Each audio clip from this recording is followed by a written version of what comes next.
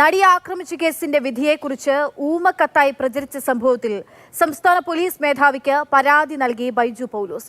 വിശദാംശം ചോർന്നതിൽ അന്വേഷണം വേണമെന്നാണ് കത്തിലെ ആവശ്യം. നടിയെ ആക്രമിച്ച കേസിലെ അന്വേഷണ ഉദ്യോഗസ്ഥനാണ് ബൈജു പൗലോസ്. ആർ അനന്തകൃഷ്ണൻ വിവരങ്ങളുമായി ചേരുകയാണ്. അനന്തൻ, പലർക്കായി ഇത്തരത്തിൽ ഊമക്കത്ത്, വിധിയിലെ വിവരങ്ങൾ അടങ്ങിയിട്ടുള്ള ഊമക്കത്ത് ലഭിച്ചത് വലിയ ആശങ്ക ഉയർത്തുന്നതും ഒക്കെ ആയിട്ടുള്ള ഒരു സംഭവമായിരുന്നു. ഇതിലിപ്പോൾ പരാതി നൽകിയിരിക്കുന്നു. എങ്ങനെ അന്വേഷണം ഉണ്ടാകാനുള്ളതാണ് സാധ്യത?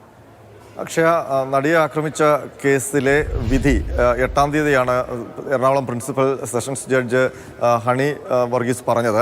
അതിനും ഒരാഴ്ച മുൻപ് ഈ വിധിയിലെ പ്രധാനപ്പെട്ട വിശദാംശങ്ങൾ ഊമക്കത്തായി ചിലർക്ക് ലഭിച്ചു എന്നായിരുന്നു പുറത്തുവന്ന വാർത്തകൾ. അതിൽ ഏറ്റവും പ്രധാനപ്പെട്ട കാര്യം 1 മുതൽ 6 പേരെ കുറ്റക്കാരെന്ന് കണ്ടെത്തുകയും ദിലീപ് അടക്കം 4 പേരെ വെറുതെ വിടുകയും ചെയ്തുകൊണ്ടുള്ള വിധിയാണ് വന്നത്. അതേ പരാമർശങ്ങൾ ആ ഊമക്കത്തിലുണ്ടായിരുന്നു എന്നുള്ളതാണ് ആശങ്ക പടർത്തിയ കാര്യം.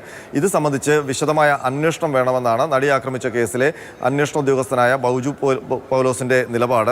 ബൈജു പൗലോസ് ഇക്കാര്യം ചൂണ്ടിക്കാട്ടി സംസ്ഥാന പോലീസ് മേധാവി റവാഡ ചന്ദ്രശേഖറിന് കഴിഞ്ഞ ദിവസം കത്ത് നൽകി വിശദമായ അന്വേഷണം നടത്തി. ഈ കത്ത് അയച്ചത് ആരാണ്, കത്തിൽ പറയുന്ന വിശദാംശങ്ങൾ ശരിക്കും ഈ വിധിന്യായത്തിൽ നിന്ന് ചോർന്നു കിട്ടിയതാണോ എന്നതടക്കമുള്ള കാര്യങ്ങൾ അന്വേഷിക്കണമെന്നാണ് ബൈജു പൗലോസ് ഇപ്പോൾ സംസ്ഥാന പോലീസ് മേധാവിയോട് ആവശ്യപ്പെട്ടിരിക്കുന്നത്.